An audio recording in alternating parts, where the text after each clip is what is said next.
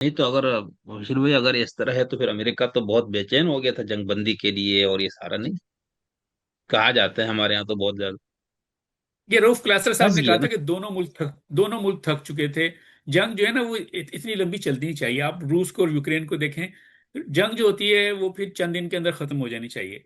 जो भी अचीव करना है कर लें, लेकिन जब जंग महीना चलने लगे, हफ्तों चलती रहे, महीनों चलती रहे, और यूक्रेन की जंग तो सालों से चल रही है, दोनों तरफ से थकन हो जाती है, और उसके बाद फिर वो दोनों जो है ना वो अपने रास्ते से हट जाते हैं। मतलब जो उनका बुनियादी मकसद होता है वो उन्हें खुद भी याद नहीं रहता कि अभी क्या है।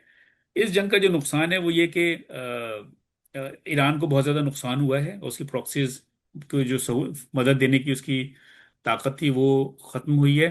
मेरा ख्याल है मैं कुछ महीनों बाद पता चलेगा। जब 12 दिन की जंग हुई थी उसके बाद ईरान में एक मोमेंटम बना था रिजीम के खिलाफ, बहुत से मुजाहरे हुए, और कहते हैं कई हज़ार लोग मारे भी गए थे। मुझे लगता है जब ये जंग खत्म हो जाएगी तो जब ये जो महंगाई वहाँ बढ़ेगी और परेशानियां बढ़ेंगी, उससे एक दफ़ा फिर वो तहरीक उठेगी।